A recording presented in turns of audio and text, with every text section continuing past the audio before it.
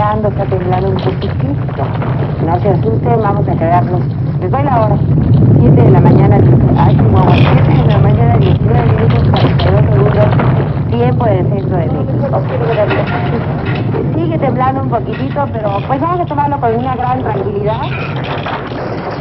Mientras se transmitían estas imágenes, la comunicación con el exterior se cortó abruptamente. México se sumió en el silencio.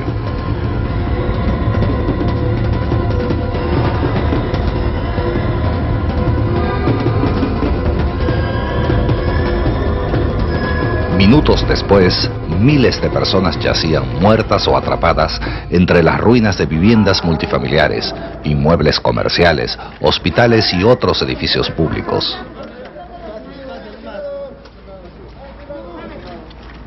El sismo fue el más violento en la historia de México. Registró 8.1 en la escala de Richter y se le considera el más fuerte en intensidad observada en todo el hemisferio durante el presente siglo. La magnitud del desastre fue impresionante. En los pocos minutos que duró el movimiento telúrico, más de 5.000 edificaciones fueron parcial o completamente destruidas.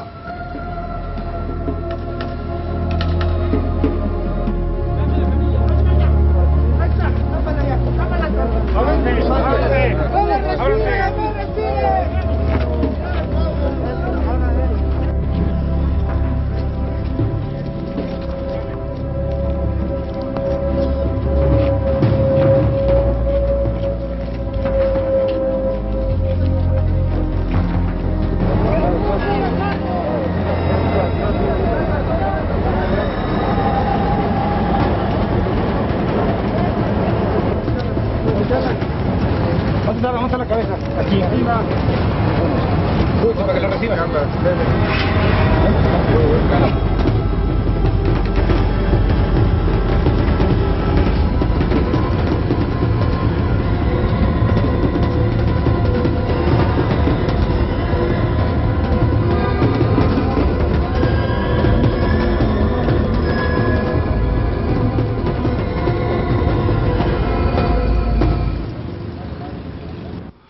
Inmediatamente hubo un gran despliegue de solidaridad. Cientos de miles de personas, en su mayoría jóvenes voluntarios de entre 14 y 20 años de edad, se dedicaron al rescate de víctimas, removiendo los escombros de concreto frecuentemente sin otra herramienta que las manos.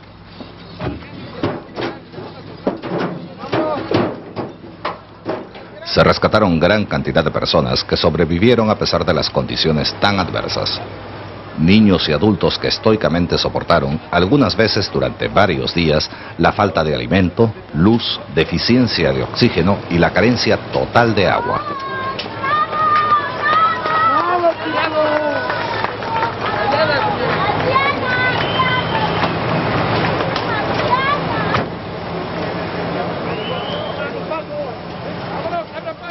Más de 14.000 víctimas fueron transportadas a puestos de socorro y a hospitales que no habían sufrido daños. Nos evacuaron porque no hay agua, volvió a temblar, los edificios todos los... Afortunadamente, la mayor parte de esta ciudad de 18 millones de habitantes quedó en pie, pero fue dramático el impacto en las partes afectadas.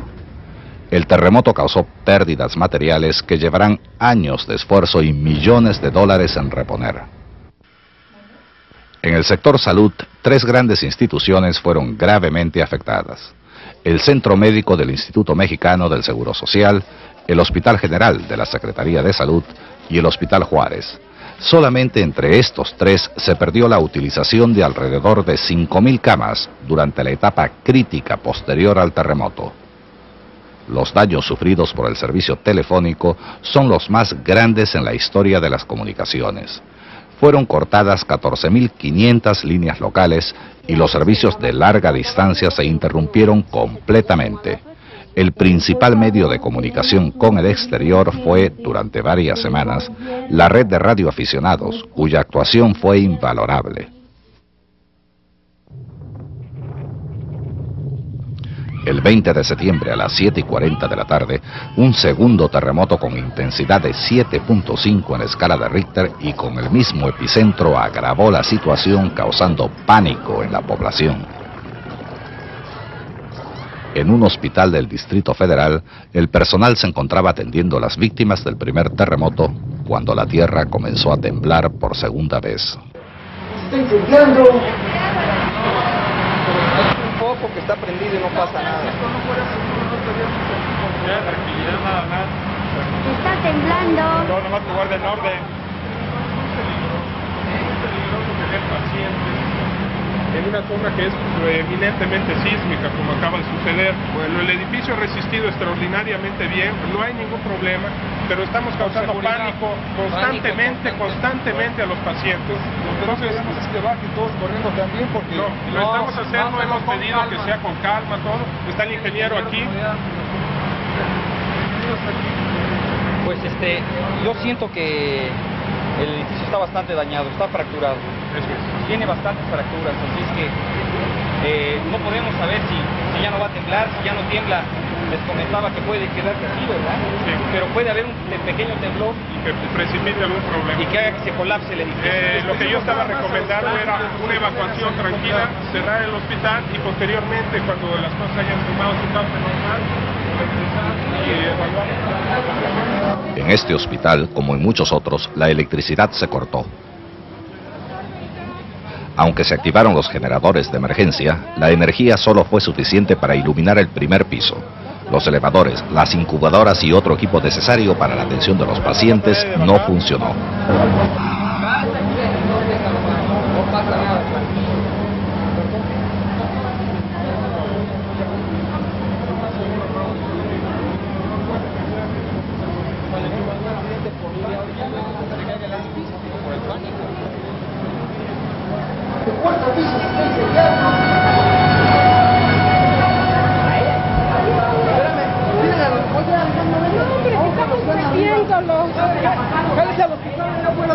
¿Que nos ayuden? Nosotros vamos al cuarto piso por los que están ahí. Agárrate la camilla. ¡Vale! Vamos al cuarto piso. ¡Vámonos! Escenas como esta sucedieron en las más grandes instituciones hospitalarias del Distrito Federal. El día 19, después de haber transcurrido el primer sismo, el Centro Médico del Seguro Social y el Hospital General evacuaron alrededor de 4.000 pacientes.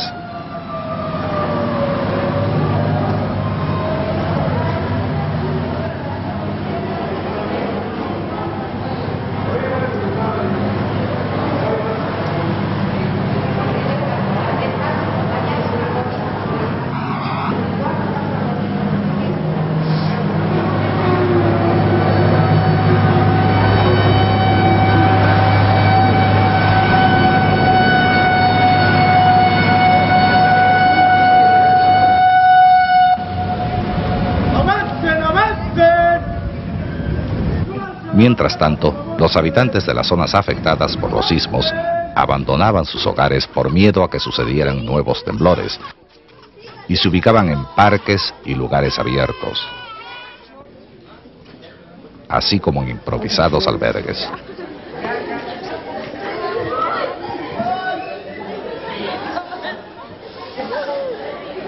¿A qué horas vamos a pasar,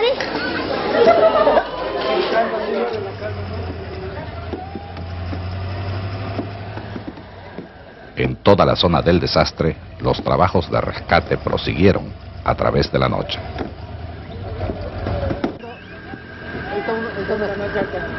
Ahí hay una persona.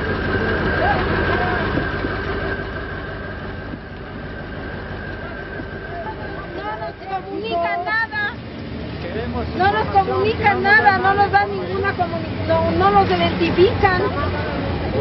Sí, estamos reportando los nombres de las personas que están desaparecidas. Necesitamos saber el informe. ¿Mande?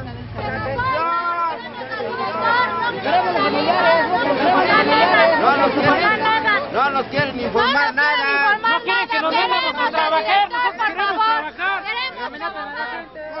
En En las afueras del Hospital Juárez, cientos de familiares de las personas que se encontraban dentro del hospital en el momento del sismo esperaban impacientemente y por varios días noticias de sus seres queridos.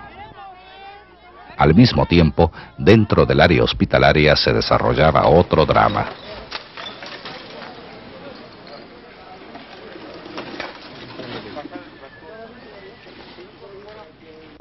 Cientos de rescatistas nacionales e internacionales, médicos, enfermeras, familiares y otros voluntarios trabajaban frenéticamente removiendo escombros con la esperanza de encontrar sobrevivientes entre las ruinas del que fue un activo centro de atención médica.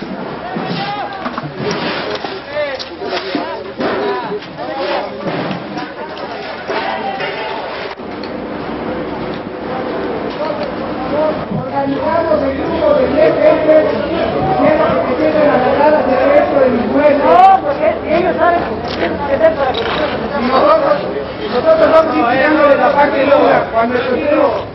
Cuando haga ruido de gente viva, entonces metemos un grupo de franceses. Entonces, vamos quitando de las cosas que impiden acercarnos hacia la parte exterior del edificio. Los asesores hechos, yo les quiero comentar algo, yo soy ingeniero. Esta cosa no le va a pasar ya nada. Nos tocó el temblor del otro día y no se puede absolutamente. Entonces, pónganle confianza, vamos a hacer huecos hacia adentro, vamos a buscar a ver si hay gente viva todavía. Nosotros hagan de la ley, vamos a orar, vamos a hacer grupos de 10 gente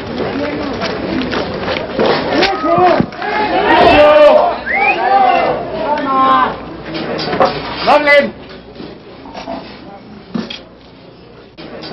¡No hablen! ¡Silencio! ¿Hay alguien ahí? ¿Hay alguien ahí? No puede hablar, entonces... Aproximadamente una semana después del sismo principal, las escenas de rescate continuaban.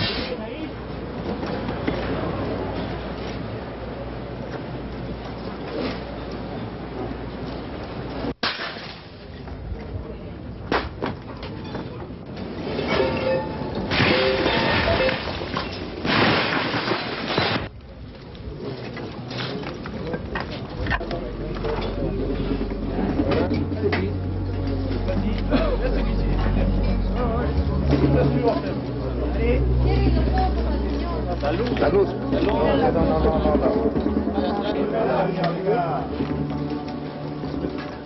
Ahí, go. Ahí. Ahí.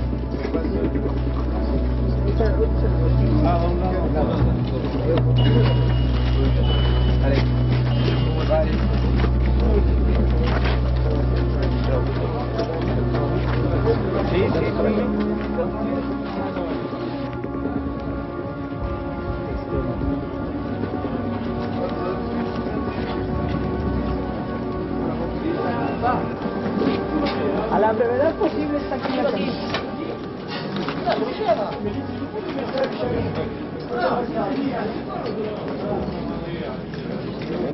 A esta mujer le tuvieron que amputar ambas piernas para poderla liberar del bloque de concreto que la aprisionaba.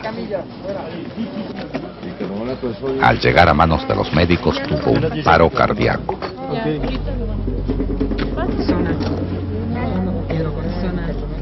Toma bicarbonato. Un gramo de bicarbonato. Bicarbonato, pásale ahora. Pásale bicarbonato, sí, porque pásale 5 folletos.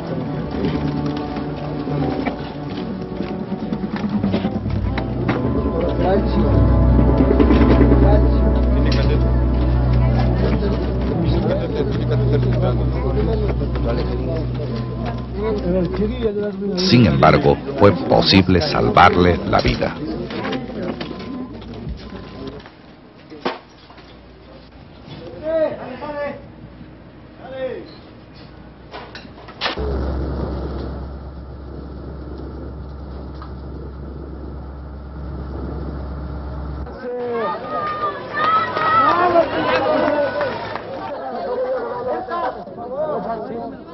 Un poquito más para atrás. Pero no, vamos a hacerlo. ¿Qué vivirá? La tragedia humana, así como los insólitos casos de sobrevivencia, conmovieron al mundo entero.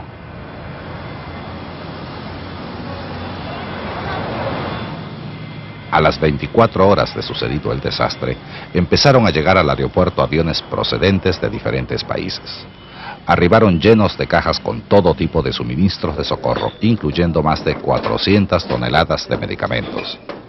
Desafortunadamente, hubiera sido mejor que la solidaridad internacional esperase a que se supiera exactamente qué necesidades tenía el país, para que el socorro realmente aliviara la situación en lugar de aumentar la confusión y el desorden.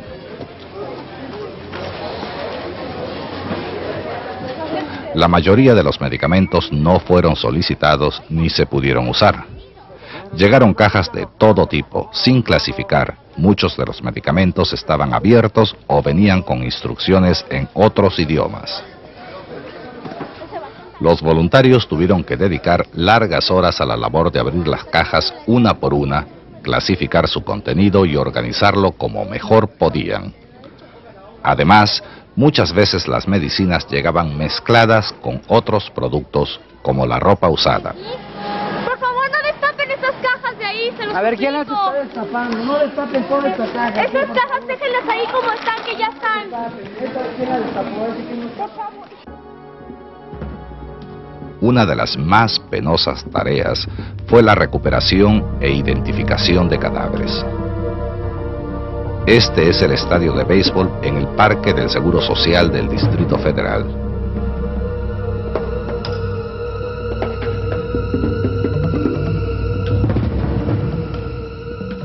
Aquí, la mayor parte de cuerpos fueron concentrados. Se les mantenía con bolsas de hielo por 72 horas, para así dar oportunidad a la gran cantidad de familiares y amigos de reconocer a sus seres queridos. Espérame tantito, cálmate, aguántame tantito. ¿De dónde viene? Chihuahua y Jalapa. Chihuahua, Jalapa. ¿Trae nombre? ¿Este es de los de la escuela? Sí. Mira, vamos a ponerle aquí prepa. Porque andan todos los familiares. Está identificado, aquí está. Identificado, aquí está. A ver, perfecto. Rodríguez Escobar y también de la señorita Islas también. También la señorita Islas. Muchos de estos cadáveres estaban en estado de descomposición o desfigurados por el impacto, por lo que su identificación era difícil y algunas veces imposible. Esto aumentó la angustia de los que buscaban a sus desaparecidos. Después de 3 días, los que no habían sido reconocidos tuvieron que ser enterrados en fosas comunes, medida necesaria pero poco popular. Además de la ansiedad por tener noticias de las víctimas, la población afectada y muchos socorristas temían que los cadáveres en descomposición pudieran causar epidemias. Este miedo infundado hizo que se tomaran algunas medidas simbólicas para calmar al público. El mismo mito, muy arraigado en todas partes del mundo, dio origen a que se exigieran vacunaciones contra varios tipos de enfermedades. Vacunas que fueron aplicadas por diversos grupos hasta que las autoridades de salud lograron explicar a través de los medios de información que las epidemias no surgen espontáneamente en estos casos y que las vacunaciones masivas representan, en una situación como esta, un desperdicio innecesario de recursos. Uno de los problemas más graves fue el del agua potable. Debido a los daños causados a las redes de distribución, más de 1 millón de personas quedaron sin este servicio. La demanda de agua aumentó debido a la necesidad de combatir incendios provocados por fugas de gas. En respuesta a esta crisis, se estableció un sistema de tratamiento y distribución de emergencia. Camiones cisterna y otros vehículos transportaron y distribuyeron agua potable a las poblaciones necesitadas.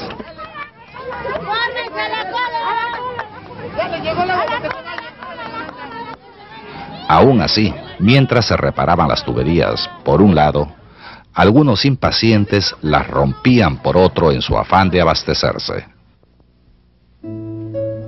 El riesgo potencial de brotes de enfermedades sí aumentó por la crisis del agua que surgió a raíz del terremoto.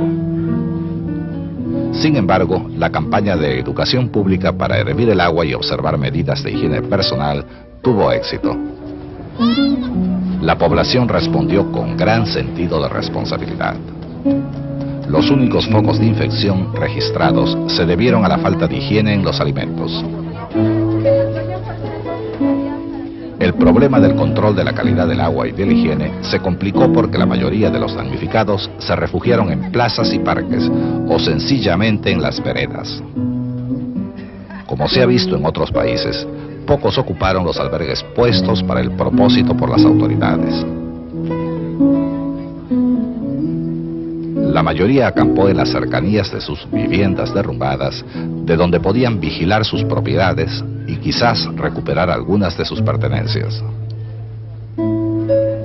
Las carpas y otras construcciones levantadas por los desplazados empezaron en pocos días a cobrar vida como pequeños asentamientos permanentes, con todo lo básico para seguir con la vida cotidiana.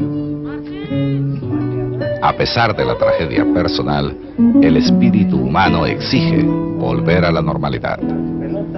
A llevar con tranquilidad también el asunto, pero buscando ese gol que empatara la situación. España jugó inteligentemente hasta el momento del partido y que ya de plano, Juan, simplemente paraban la pelota, no querían tener nada más de piedad, era desesperante para calificar y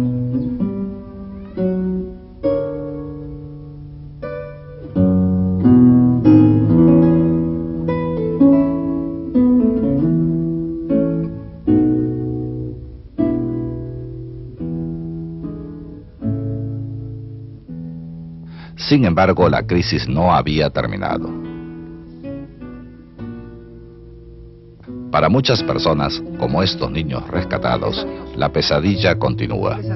Además de las lesiones físicas, sufrieron trastornos psicológicos algunas veces más duraderos. Muchos no solo vivieron el terror del terremoto, sino que perdieron en él a sus familiares. Diles adiós. Diles adiós. Diles adiós y gracias por todo. Ándale. ¿Qué pasó? No, ya no me haga pucheros. Después de dedicarle largas semanas a la cada vez más imposible labor de búsqueda de sobrevivientes, se tomó la difícil decisión de demoler las estructuras peligrosas y empezar la reconstrucción. Aunque la parte afectada representa solo el 3% de la ciudad, la reconstrucción de viviendas, hospitales y otros edificios públicos representa un grave problema económico y social.